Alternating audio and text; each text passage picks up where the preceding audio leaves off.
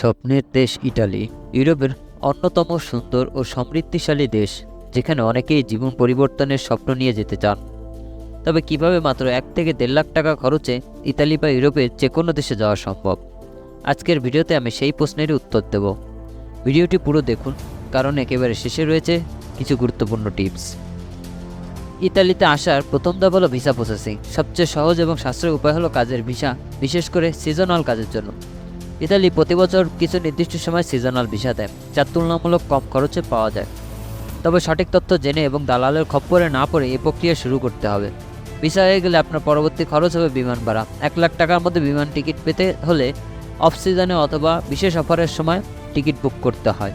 এর জন্য আপনি সাশ্রয়ী এয়ারলাইন্স যেমন কাতার এয়ারওয়েজ, ইতিহাদ এয়ারওয়েজ অথবা মধ্যপ্রাচ্যের কিছু বাজেট এয়ারলাইন্স ব্যবহার করতে পারেন। ইতালিতে এসে প্রথমে আপনার থাকার জায়গা খুঁজতে হবে। প্রথম দিকে খরচ কমানোর জন্য আপনি শেয়ার করা রুম বা ছোট শহরে থাকতে পারেন। ইতালিতে অনেক প্রবাসী রয়েছেন যারা নতুনদের সাহায্য করেন। ফেসবুক গ্রুপে তাদের সাথে যোগাযোগ করলে আপনি কম খরচে থাকার ব্যবস্থা করতে পারবেন। ইতালিতে যারা ট্যুরিস্ট ভিসা বা ভিজিট ভিসায় আসবেন, তাদের একটা ইনভাইটেশন লেটার লাগে। যাদের লাইসেন্স আছে তারা ইনভাইট পাঠাতে পারে ইটালি ভিসা করার জন্য। আর এই ইনভাইটেশনের জন্য 200 ইউরো থেকে 250 ইউরো খরচ হতে পারে।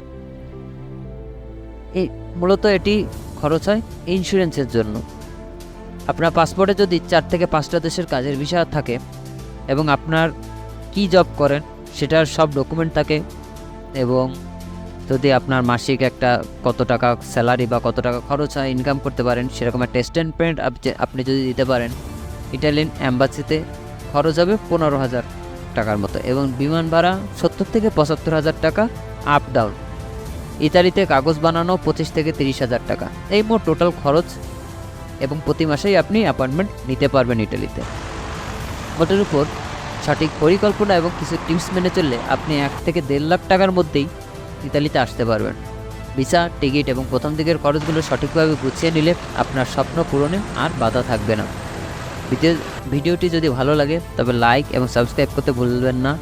আর যদি আপনি মনে করেন অন্য কাউকে জানানো দরকার, তাহলে এখনই শেয়ার করে আপনার পরিচিত যারা আছে তাদেরকে এটা জানানোর ব্যবস্থা করে দিন।